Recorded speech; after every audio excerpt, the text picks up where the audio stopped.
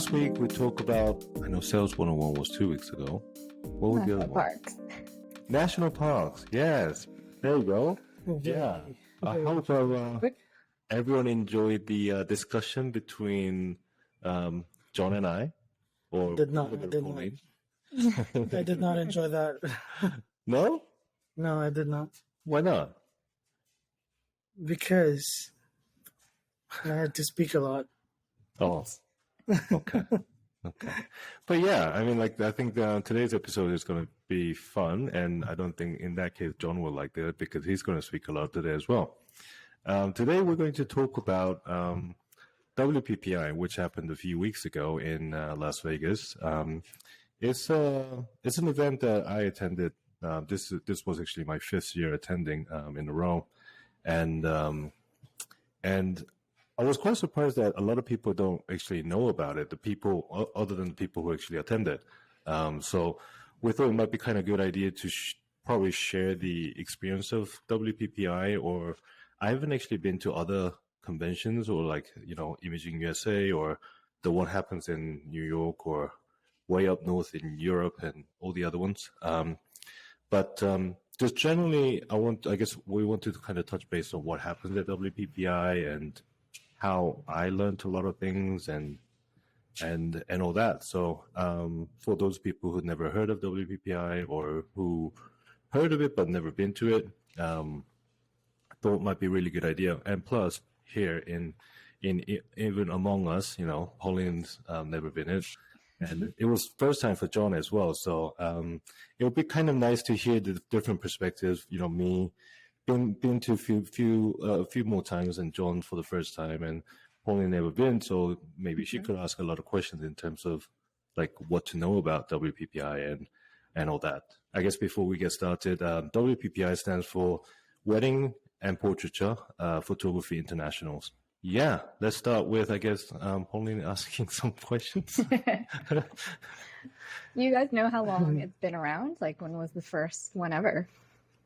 That I don't know, but I know the first out of the people that I know who's been the longest was he's a photographer based out in Chicago, Kenny Kim.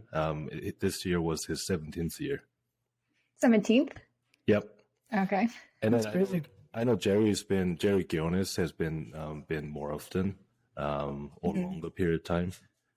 So no, I actually don't know when it started. And it's always been in Vegas? From my understanding, I think it has been, yeah. Mm. John, would you have gone if it wasn't in Vegas? Maybe not. Probably not. Yeah. Maybe I would have dragged you. Yeah. But then again, I don't think I would have. Yeah. I think. Oh, really? I think I went to it first just because it was in Vegas. Right. And then after, because of that experience that I've gone in, the year after year. But that's the reason that I haven't been to other ones. That makes sense. Yeah. John, how did you first hear about it? Was it through Eugene or? So I heard about it last year.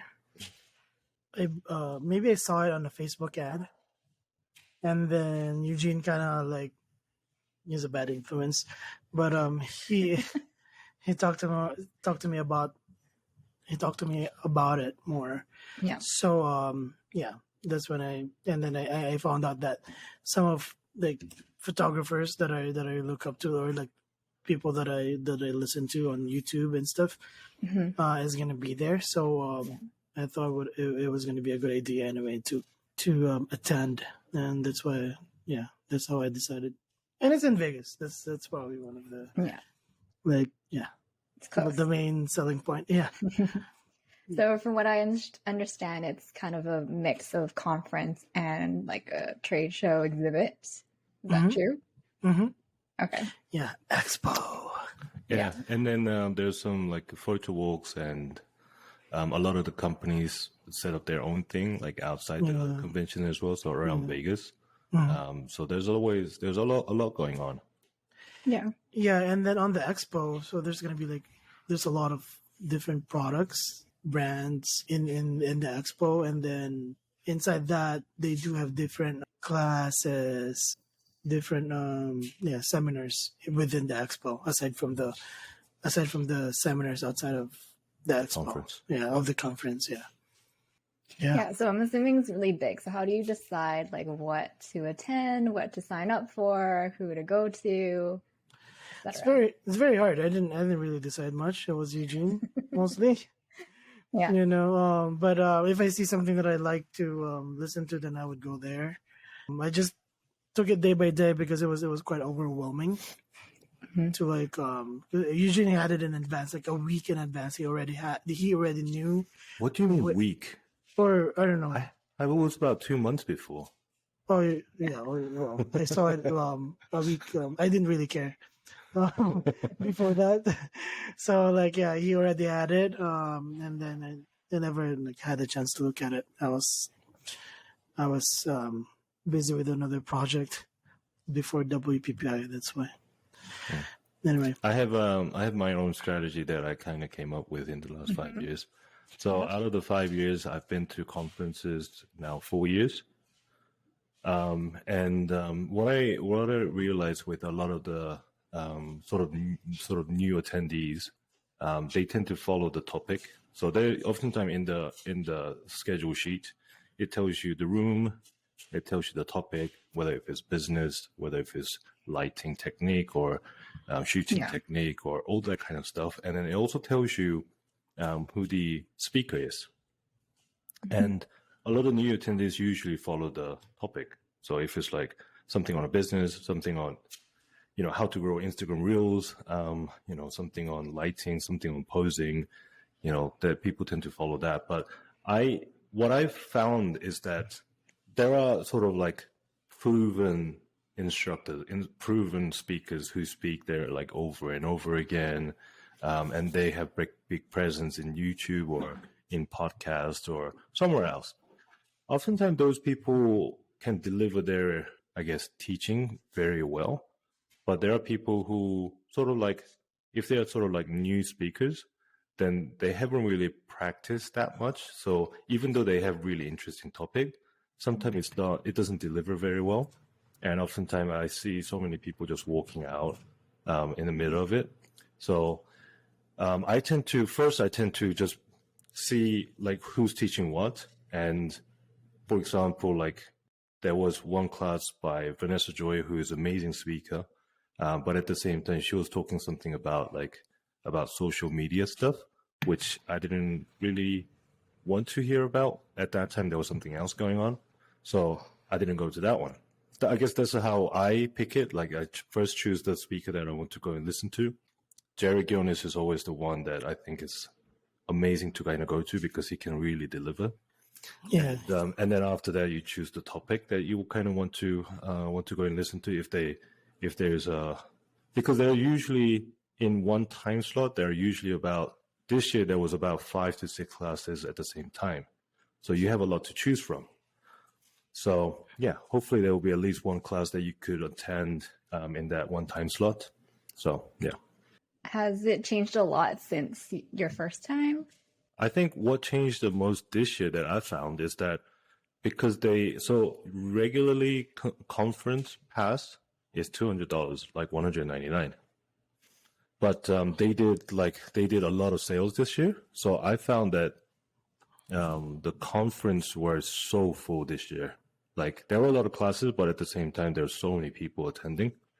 So that's definitely the change. And then in terms of the trade show goes, it's definitely got a lot smaller compared to the first one that I've been to, because this year the only really big booths were Canon and Nikon or Nikon. Yeah. Sony wasn't even there. Interesting. Yeah. No Panasonic. Tamron had like a single booth, which usually they do pretty big. Sigma had pretty good size. Fuji had pretty good size, but nothing on camera. They were advertising their new products. But in general, I think all the big names really haven't done anything big lately. Probably after the pandemic, they haven't really done anything big. In that sense, because when those big companies don't spend the money, oftentimes those big companies usually have their own stage. and they bring their own ambassador and talk about it. Like, for example, MagMod has an amazing number of ambassadors. And when MagMod had their own booth, it was like almost nonstop. Like, it's like it goes on like every half an hour. And it was just kind of fun to just spend time there like all day long. Yeah, just I think this year there were probably about 5 stages. One was by Nikon, one was by Canon, one was by WPPI, one was by Xeno, one was by Fuji plus Imagine AI. So yeah, I think that was it. So in that sense, I think it got smaller. But yeah, there's a lot other things going on as well. So. And do you find the speakers, they change every year, or do you think like a lot of the same speakers come back? As in for the conference or for the trade show? Conference. It changes. Like this year, I was quite surprised to see so many the regular speakers didn't come back. So the ones that I kind of missed quite a lot is Ben Hartley. He's amazing speaker. Learned so much about the business side of things. Rob Greer, he is an amazing SEO guy. I think I've been to his every year. I've been to his SEO classes. And then Michael Anthony, amazing sort of like dramatic wedding photographer in LA. He usually has amazing classes as well. But yeah, so those 3 people I usually go, but I missed out on. And Kenny came as well. So he usually does a lot of destination wedding stuff, but he hasn't. He was there this year, but he didn't do any speaking. So yeah, it changes, but I guess at the same time there are some newcomers as well. So like John Branch, he spoke for the first time in last WPPI, so this year made it 2nd year. So yeah, so that's definitely newcomers as well. He did the image review for me. Oh, did he? Yeah, so that was also a cool experience. So yeah, that's another thing that a lot of actually people don't know about. All the people who even attend WPPI don't even know there's image review or photo critique sessions that you can book with these amazing industry leaders. So I've been taking advantage of that for the last 4 years, I think. Yeah, it was amazing. Yeah. He also critiqued my website, so that was really good. Yeah. I like the website critique, and even watching them, it really helps. Like even the person who's not websited I find them really interesting. Yeah. Sure. So, out of all the, I guess, conferences or speakers that you saw, what was ones that like kind of stood out to you or were the most memorable? To me, it's Jerry Gionis. Hands down, it's Jerry Gionis. He made me cry. Yeah. One of his one of his seminars. He's a very inspiring person. And because of him, I'm excited to shoot more. Yeah. Yeah, What about you? He's definitely one of the. He definitely can deliver. So I attended. I mean, I've been following his work for quite a while, but I never attended any of his talk. But his name is Gervil Johal. He's a photographer based in the UK. I don't know his original ethnicity, but I think he's Indian or Pakistani. I'm not sure. I don't want to offend him.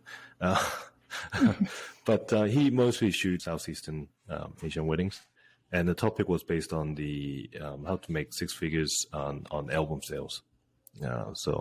But like often a lot of these conferences, a lot of these talks happens to be it's there, even though there is a topic, oftentimes it happens to be it's about themselves. It's about their business practice. So like even that's another reason that I choose a person that I think I like and a person that I admire their work, and so I can hear about their entire sort of like work process, like what their demeanors are like around approaching the clients and all that.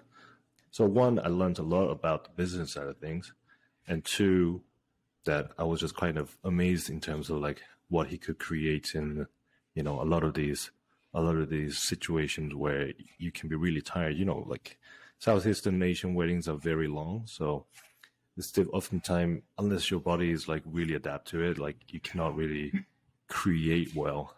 But the amount of work that he could get out of that and transfer that into sales it was quite amazing. So would you say the people who attend are mostly wedding photographers or not? I would say it's a mix, like for Yeah. and weddings. Yeah. Most, as in more than 50, maybe. Mhm. Yeah. But I think it's one of those things like, if you ask like, do you do weddings? Then yeah, I do weddings, but I do portraits also and all the other stuff. Yeah. So if you're counting in terms of the number of people who does wedding, I think it could be more than 50 people, but 50%. But yeah, I think it's a good mix of people. Yeah. So I guess in my opinion, because I've been to expos, I've been to like these type of trade shows before, and as I can tell from your faces, it's been really exhausting. And I guess one reason why maybe I'm not as into going to these trade shows is because most of it is like, I personally like the smaller, intimate settings where I actually get to meet the people and get to know the people who are attending or even the speakers. So I guess that's one reason why I'm not as, into the bigger trade shows. Yeah. Would you say there are opportunities to get together with smaller groups? Maybe like you said, the photo walks and stuff. Is that something that you would recommend for someone like who are like, say, introverted, or someone who wants to create a community and create connections? Would that be kind of the best way to make those connections, you would say? Right. For the photo walk. Yeah. They limited, and there's like a number of people that can attend and photo walk. So that could be a good opportunity. And then also on with the seminars, like we just met like random people, and then we just kept seeing them. So you can there's like small connections like that. Yeah. And then Focal was also there, so there was like a good like refuge when it's like everything's just so crazy. Then Yeah. you can kind of just go hang out with them, familiar faces, like Taylor Jackson, Sam Hurd, Lindsay was all there, and then Lachlan. So it was just like kind of cool to go there and hang out with them for a bit while they were serving grilled cheese. So random, but Yeah, they had this little thing. It was Taylor's Taylor idea. Jackson was cooking grilled cheese. Yeah. But I think to answer your question about the smaller group is that because it's so big, I think it creates sort of micro environment within. Like, so I tend to not really talk to anyone. I kind of fall back to the talking to the same people over and over again, unless it's someone that one of the companies that's we see new product and just asking what's new about it or what's good about it and all that kind of stuff. Other than those aspects, because I met this girl on the first day, and literally she was the only one that I met new almost. Like there's like no one else that I met like that I really had a good conversation, that I almost to the point that I exchanged Instagram account or anything like that. But that's probably why I spent so much time. I think that's another thing, like just because I've been attending these for a while now, that I know a lot of people. I know the Sigma rep that's based in this region, and I know graphic studio people just because I work with them and I talk to them on the phone. So it's nice to be kind of introducing myself, and so I think it's always like going around and seeing the similar, same people over and over again kind of thing. And then you kind of recognize all the YouTubers, and that kind of feels like that you sort of belongs there, although those people don't know you, but you kind of know them. Yeah. So like it's not like completely new kind of thing. Yeah, in that sense, it's nice. And like this year, I got image reviewed by Danny Dong. He's amazing photographer based out of San Francisco. Always admire his work, but never actually got to meet him in person. So in those situations, like just go in, obviously getting image reviewed, but also having a chat about just business in general. And I think there's just because even an introvert, I think that starting a conversation is hard part, but at the same time, at the end of the day, we almost do the same thing. So there is a common thing that we can always kind of talk about. So even the business practice is somewhat different. It's just kind of nice to listen to what people have to say. So I think it's, I think I survived, so should be okay. It's a very overwhelming environment. There's so many things going on at the same time. Yeah. And then there's a lot of sales going on. So the decision making, it was like also another thing that's like exhausting. Like, oh, should I buy this? Should I buy that? Good this one. Here, good this one. Worn out. He was asking the same question to me over and over. Should I get this? Should I get that? Should I get this? So that's why, I guess a pro tip for, plan it. You have to plan it. Like before, like whatever the sales that they have going on or not, like just even before you see all of that, like this year at WPPI, I'm going to buy this, this, and this, or nothing, or I'm going to sell this and this, or nothing, or, that way you can kind of stay in control of yourself. Like otherwise, you can get overwhelming. Yeah, I'm broke. Yeah, See, all these people are using all the sales techniques we talked about.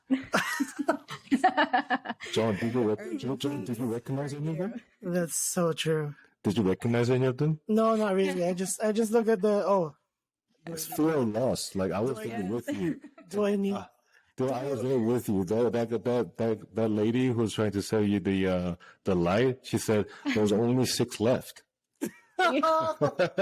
Yes. Oh, 6 left. It's like, it's like 40% discount. Yeah, it was like, very, very good sales tactic. I did not recognize it though, so it worked but on nothing, you. But nothing about it. Yeah, You got it. Yeah. I got bamboozled. Yep. Yeah. So what did you end up buying or purchasing? It's the Stella Pro Oh, okay. Reflex S. The continuous light with flash. Do you wanna keep going? Yeah.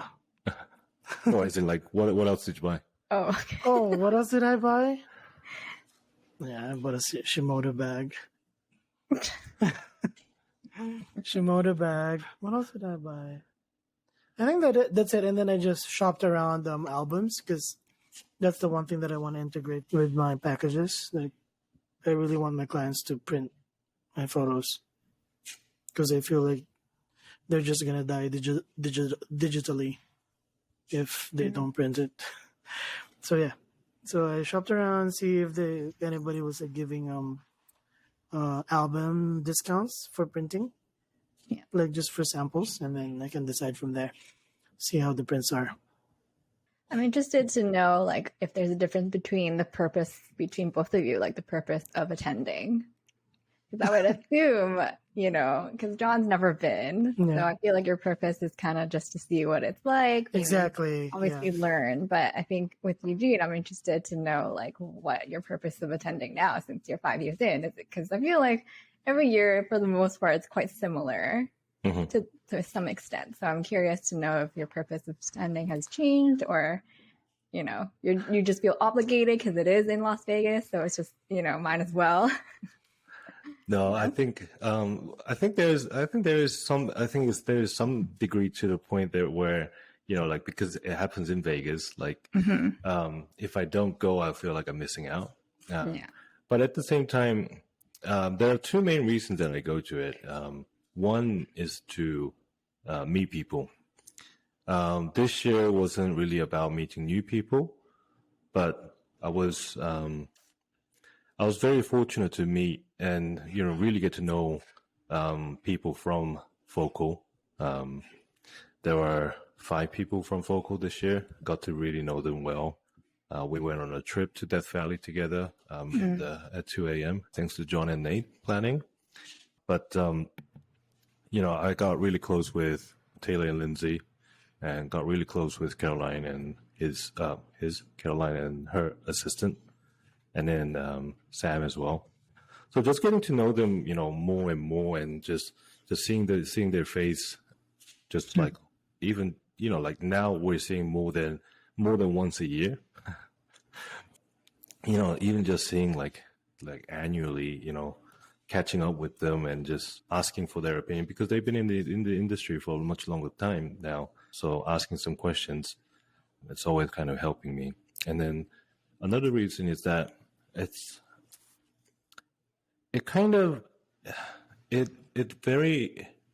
makes me humble in a lot of ways. One is I get to meet so many amazing photographers at these events. Like, and you ask them like how long they've been in the business or how long they've been doing this, and they like always say like 2 years, or I'm like, what have I do? What have I been doing? Like, so I'm like always like, so that's like, even like this year, I'm thinking like probably my images are not that great, like that one stand out from the crowds. The overall business practice is not going to be that much different. So probably my only strength is, having business background and being able to survive in that way. So consolidating sort of like something that I've been kind of forgetting is always kind of a nice thing. And a lot of times that, even if I go to like, I've been to Jerry Gion's class probably 10 times now. And you hear the same thing over and over again, but at the same time, it reminds you what's important over and over again. So it's almost like it's a kind of good way to kind of boost yourself. And it happens at the beginning of the year as well. So it kind of sets you off for the whole year in terms of like, to get inspired and just try harder and just keep going and, believing in us and, have fun with, photography. Kind of sort of like a lot of these people who've been in the business for 15, 20 years, they know what's important to keep going, so that we don't quit after 5 years or we don't quit after 10 years. So I think that's probably why that I get drawn to these like every time. But now I feel like now that I have friends at WPPI, so that's reason to see them again. Exactly. Yeah. Yeah, that's true. I mean, it's kind of rare, like, to have everyone in the same place at the same time all together, for sure. It's kind of like a reunion, I guess. Yeah, and I don't know about other industry, but you'd be surprised, like on Facebook group and all that, like a lot of, you hear so many people that are very sort of like competitive, but it's a very welcoming community. It's amazing, like how, no one really thinks about, oh, you're in the same market as I am, so I'm not going to talk to you kind of thing. Yeah. Yeah, everyone's very welcoming. Everyone's very supportive. Like I got introduced by one of the Nikon ambassador by Kenny, because and he's based out in Calgary, and he was telling me about, so he's very good at sort of like in-person sales for the wall arts. And so we had a really good chat for about half an hour kind of thing, just standing in one of the booths. And it's things like that. I mean, like what sort of opportunity that, it's quite rare that I get to talk to Nikon ambassador. Yeah. Like I cannot just reach out to him on Instagram and just have a chat with him for half an hour. So things like that is quite amazing. So I guess from this experience, what have been like your biggest takeaway or things that you've learned that you want to kind of take away, I guess, with, this year, your upcoming season, your upcoming shoots and stuff, or even in your business? Is there something that you've learned? John, do you want to start? Yeah, there's a lot of. Or is it like information overload and you still haven't digested? That too, yeah. There's a lot of information overload. Okay, I guess for me, there's definitely a lot of things to learn for the business side of things. The conferences, it kind of just gave me like a little bit of an idea, because it's all like short, to me, at least to me, it is like very short seminars to really learn anything substantial. But at least it gives me like a path to go to, or people that I should listen more. So it kind of like works like more of like the educators marketing their educational like course or whatever, that because most of them is just like a taste of them, of what they have to say on a certain topic. So I can listen to them more, maybe in a different platform, maybe YouTube or their courses. So it just gave me a path to to know what's lacking for me, and it gave me an idea of like, okay, what I should be working on more. There's so many things. I think going to a lot of these conferences over and over again. So, like, there's one of the Vanessa Joy's class that I attended. It was about business, building luxury clientele, and things like that. And it's not the first time that I heard about her talking about that topic. But it's like almost like reading the same book over and over again. Like when you read the same book over and over again, you don't get the same information out every time. It's just exactly the same wording. Yeah, that book hasn't changed. But depending on where you are in that situation or where you are in that journey, you pick up different things. So even though I've heard her speak about this on YouTube, on different like past WPPIs, this year I picked up on completely different things that I'm like, how did I not hear this before, kind of thing. So I'm excited to try and that all that kind of stuff like always kind of messes in my head, like in terms of if it's different direction to what I'm doing currently. Am I not doing right? Am I doing something wrong? This always, it comes back to the imposter syndrome. And, so for example, I think it happened on the first day, the Gervais Joao. So he doesn't send sneak peeks. And so the reason is, so he delivers the entire gallery within 2 weeks. So he goes into the album design in 2 weeks' time. And he doesn't show any photos until the album design. So the whole reason that he doesn't send any of the sneak peeks is because to have the biggest impact at the sales, at the wedding album sales. So in my sense, when you hear something like that, and that's very doable, that in terms of like, I can get everything ready in 2 weeks and meet someone in 2 weeks and do album sales. Then you kind of like asking yourself, like, am I sending the sneak peeks within 24 hours is something wrong? I'm doing, things like that. So I think it always comes back to, in the sense that I kind of have to know what I want to be doing. Out of listening to all these amazing people speak, kind of trying to settle down in terms of like what I really need to do, or what I want to do, and why I want to do those things. You implement a lot of the business practices that I never thought of. So, for example, like I listened to Sam Hurd speak on YouTube and different platforms, but his workflow, he's big on workflow, and I mean, I've always been interested in the workflow, but I don't know why I never really picked up on it. But some of the recommendations he had, now I'm implementing that as well, and that's managing the Lightroom catalog and all that. So there's just so many little things that I want to add on and probably reduce, and maybe it comes down to the website as well. So I had a really good chat with Focal, who's my website builder. I have everything written down, and hopefully sort of like in about 2-3 weeks time, I'll be able to get everything sort of sorted and make the direction. So that's another thing about the timing, like the WPPI happening in like usually happens end of February, then that kind of sits in you for the pretty much whole year. Then usually around summertime, when things sort of start to slow down, that's when I get everything out, sort of like, and implement everything, and then change the pricing if I need to for the new year coming.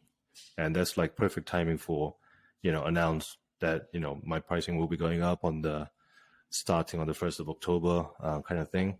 So I think that's always been kind of working really well. And there's another reason that I haven't been to the New York one, because that always happens in October.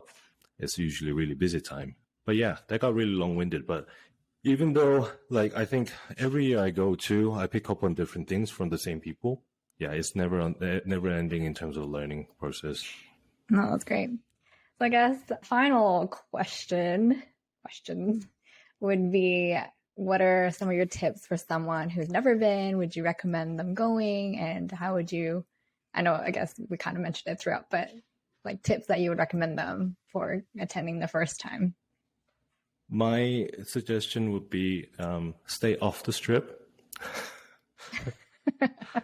I mean, we live in Vegas, so we are okay. We're driving into Strip every day, so we get a rest at night. But on the Strip for 5 days, oftentimes, like this year they skipped the judging, so it got shortened to 4 days, but it's usually 5 days. So if you're staying 5 days with probably 6 nights or 7 nights, that's a long time on the Strip. That's way too much in terms of spending money on food, spending money on well, even if you stay off the Strip, you still have to spend money on the hotel or Airbnb, but it will just calm you down a little bit. Otherwise, it will be just so overwhelming, because if you attend all the conferences pretty much, like your day starts at, if you have to leave for the conferences and want to get a seat somewhere up front, then, you probably want to leave around 7:45, 7:30, and then you don't finish until about 7:30, 8 o'clock at night. So that's a long time. And just to kind of just being on the Strip is just so overwhelming in that sense. So don't stay on the Strip. And conference is, they've always done this, but even if you get at the full price, $299 or $199, yeah, $199. Actually, I think the regular price is $299. So early bird is $199. So try to get the tickets early, and then that's always like 1+1. So try to get a friend that you want to go with, and attend a lot of those conferences. Photo walks, all the photo walks are, you have to pay individually, like every photo walks, unless they're like sponsored. So if it's not a must, I don't recommend photo walks. They get too expensive, and oftentimes it's not. I think that also depends on the instructor. So if it's an instructor who you think know really well and who's been in the business for a really long time, for like someone like Susan Stripling, or then you might as well spend the money. But otherwise, it can get a little bit expensive, and I think in terms of value wise, it's probably not enough. That's one of the reasons that I never attended. I've only attended the free ones that was sponsored by Cannons and stuff. And they were really good, because that was with Vanessa Joy, with Susan Stripling. And yeah, in terms of the expo, planning is the key, like in terms of which booth you want to go to, and which area that you want to kind of search out for. Like if there's a new AI curling or AI editing that you want to really find out more about, pick out all the places that you want to go. Something that I guess I told John on the first day, all the stages have their own timeline in terms of who's going to speak at what time. Take a photo of every single booth or every single stages that there are. Try to pick which one you want to go to, because those are not available ahead of time. So try to pick out all the places, all the people that you want to go and see, and try to keep track on with the time in that sense. And then lastly, try to bring all your gears in terms of just to get it cleaned and just to get it checked. It's always a nice place to kind of, if you're not too in for cleaning, it's always nice to get it checked in terms of like if you have mold in your lens, or like if any of the lens have different, maybe it was bumped somewhere and then maybe it was tilted a little bit, or something that we may not even recognize when we shoot. So those can be all checked if those booths are available. Yeah, I mean, bringing your gears will always help in terms of photographing a lot of these models as well, because they always have those test shoot locations. So that's always kind of nice. We get to try different lights, try different flashes as well. Yeah, that was a lot. But yeah, if there's any company that you kind of follow, try to check out with them in terms of like what's going on in the area, because John found out that Sony was doing something like even 2 days before the show started. And then of course for me, like for us, that Focal was doing things on all 3 days with grilled cheese. So that was kind of a good place to kind of go and hang out. So there's always a lot of things going on. So it's always kind of nice to check ahead of time and plan it. I think planning is the key. Otherwise it can get very overwhelming. Yeah, that's what happened to me. So that's something you would do different next year, John? Yeah, I would probably plan it and then plan my purchases. save a lot of money so that I don't go broke. Knowing John, he's still gonna just come with me. Yeah, I mean that's the advantage of having Eugene. I don't have to plan anything. Mm. But yeah, I would plan it out and then watch out on the speakers that you feel like you really connect with, or like you like at least you resonate with, or just a speaker that you're already been learning with and you feel like it's easy to learn from. Then I would just follow that speaker and go to those seminars. Yeah, and if you can do an image review, it's really, yeah, it's something that's like really important, I guess. And just be critiqued on how you do your photos or your composition, or they'll tell you like how you could have done things differently, stuff like that. It's always self improvement. So yeah. So, John, I know you spent a lot of time in front of the graphic studio critique. Mm-hmm. Do you think you would recommend people attending the judging sessions from this year? Oh, Because definitely. this year there was no judging, so there was no Yeah. place to sit in. So they did graphic studio design their own Yeah. with Jerry Gionis to critique images. Yeah, they're like scoring the photos. So basically, you have like you'll get an idea of like what's like, the way they do it this year. You'll have an idea which ones are gonna be like win some awards, like gold, silver, and it's just gold and silver, right, Eugene? Well, there's usually the platinum as well, and then Oh, okay. yeah, But but like, there's bronze, but bronze Yeah. is below 80, so yeah. But like, the most standout ones was like, when it's like a silver or a gold, and then you can pretty much like get an idea or like gauge like, what photos are really good, like or what photos are more impactful, and then I try not to compare, but I kind of like gauge it like how my work looks like compared to those guys that are like scoring higher, just to see like what I should work on more, like composition wise or editing or like shaping light or like posing, stuff like that. There's just a lot of things, like small little things. It's basically nitpicking, like also developing your eye on those little things that other photographers would notice. Yeah, I don't know if you. I think that helped me the most in terms of improving my images. Just going to see them, because like I submit my work for the first time last year, but even before I submitted, 2 years before, I've been going to those judging sessions, and I would sit in and try to see, because usually for the judging session, like this year there were only 3 or 2 judges, but usually there are 5 judges, so they average it. And then while they're looking at the image, you're also looking at the image as well, and you can kind of think in your head whether that could be 79, 82, or something like that. And then it's fascinating to hear what the judges have to say if the score is completely different to like how you thought it would be, and so what the reason could be. Yeah. So kind of just sort of like having that mental practice is kind of a really good way to see like what's a good image in terms of like textbooks way kind of thing. And also there was like one of the photos or one of the images, like, so I guess if one judge like gives like 2 of a score, and then another judge thinks it should be like higher, they could like challenge it. They could be a challenge into that score, and they can like talk about it, like why a certain photo was like judged low, and then why did that other judge think it should be scored higher. Like there could be like a middle ground, basically. Yeah, and also as a spectator and not not a contestant, looking at the images, I kind of put my own perspective on how I could improve if I was the maker, how I would improve, or how I would shoot it, or how I would make it better. Like just looking, oh, maybe I'll do it this way or that way, and then it's surprising how the judges would say, oh, this is how they would do it compared to how I would do it.